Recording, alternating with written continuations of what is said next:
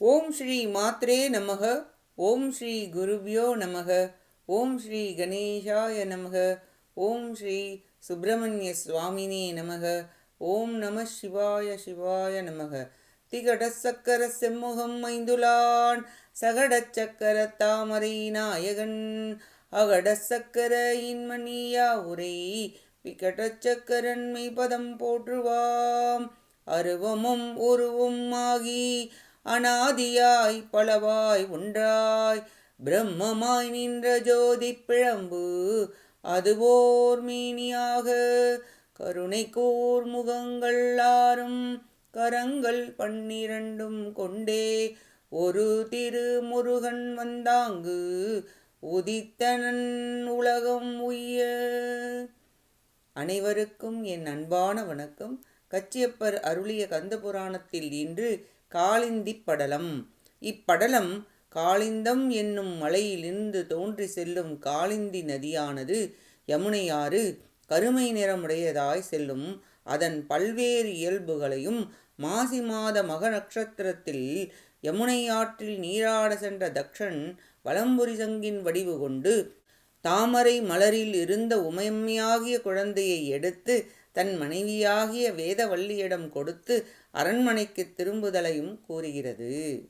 நிலமகளின் மலரணிந்த கூந்தலை போல் கருமை நிறமுடைய யமுனை ஆற்றில் தாமரை நீலம் போன்ற மலர்களால் நிரம்ப பெற்று நீண்டு மேகத்தைப் போல் அடர்ந்து விளங்கியது. நீர் நிறைந்து அந்த ஆறு விளங்கியது. நீண்ட காடும் கடலும் போலவும் மீன் போன்ற கண்களை உடைய தேவ மகளிர் செல்வது போலவும் யமுனையாறு ஓடியது.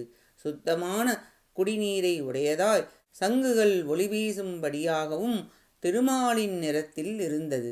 பல மலர்கள் இருந்ததால் வண்டுகளும் மீன்கள் இருந்ததால் பறவைகளும் ஒளி எழுப்பி அலைவோசையுடன் ஓசையுடையதாய் பாய்ந்தது.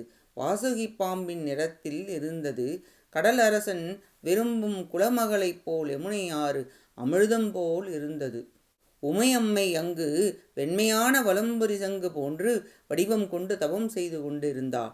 அவ்வாறு ஓடிக்கொண்டிருக்கும் ஆற்றில் வழக்கமாக மாசி மாதத்தில் மக நட்சத்திரத்தில் நீராட வேண்டி அந்நிலத்தை சார்ந்தவர்கள் அந்நதியினை அடைந்தனர்.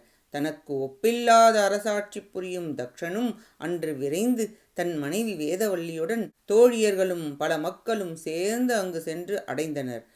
அனைவரும் அந்நீர் நிறைந்த ஆற்றில் நீராடி தூய்மையாக மூழ்கி எழுந்து வந்த பொழுது ஒரு பக்கத்தில் தாமரை மலரில் ஒளியுடைய வலம்புரி சங்கு பிரிந்து விலகியிருக்க தக்ஷன் அதனை தன் கண்களால் கண்டான். வலம்புரி சங்கை கண்ட தக்ஷன் மிக்க ஆனந்தத்துடன் அதனை கையில் எடுத்தான். அப்பொழுது அந்த வலம்புரி சங்கு அழகு பொருந்திய பெண் குழந்தை வடிவமாகியதால் தக்ஷன் வியப்படைந்தான். சிவபெருமானின் திருவருளால் தமக்கு அளித்த வரத்தால் உமையம்மை நம் மகளானாள் என்று பேரறிவால் அறிந்து தேவர்கள் கூட்டம் இந்திராணி முதலிய தேவ பெண்டீர்கள் நெருங்கி இருந்தனர். அனைவரும் வாழ்த்து கூறி கொண்டிருந்தனர். வேத இசைகளை அனைவரும் கேட்டு கொண்டிருந்தனர். அப்பொழுது தக்ஷன் உலகையே படைத்தருளும் உமையம்மை ஆகிய பெண் குழந்தையை வேதவல்லியிடம் அளித்தான். சுற்றங்கள் தேவர்கள் தேவ மகளிர்கள் தம் மக்கள் அந்நில மக்கள் என அனைவரும் சூழ வேதவல்லி மகிழ்ந்து அப்பெண் குழந்தையை கைகளில் ஏந்தி தழுவி மகிழ்ச்சியால் பால் பெருகிட அந்த குழந்தைக்கு பாலை அருந்த செய்தாள். தேவ மகளிர்கள் போற்றினர். விரைந்து தனது இருப்பிடம் அடைந்தனர். தக்ஷன் தன் அரண்மனை அடைந்து மிக்க மகிழ்ச்சியுடன் அரசாட்சி புரிந்து வந்தான் என கூறி காளிந்தி படலம் நிறைவடைகிறது. அடுத்த பதிவில் உமையம்மை தவம்புரி படலம் பற்றி பார்ப்போம். கேட்ட அனைத்து நல்லுள்ளங்களுக்கும் நன்றியும் வணக்கமும் கூறி விடைபெறுகிறேன்.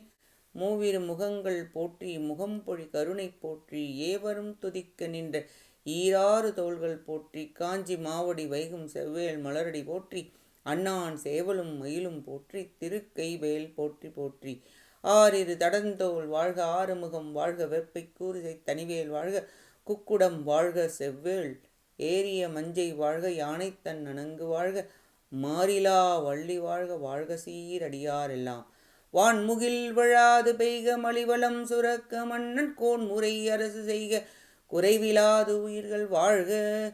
நான்மறை அறங்கள் ஓங்க நட்டவும் வேள்வி மல்க. மேன்மை கொள் செய்வ நீதி விளங்குக உலகம் எல்லாம். வெற்றிவேல் முருகனுக்கு அரோகரா. காஞ்சி குமரகோட்ட முருகனுக்கு அரோகரா. நன்றி, வணக்கம். வேலும் மயிலும் துணை. ஓம் சரவணபவ முருகாசரணம். திருச்சிற்றம்பலம்.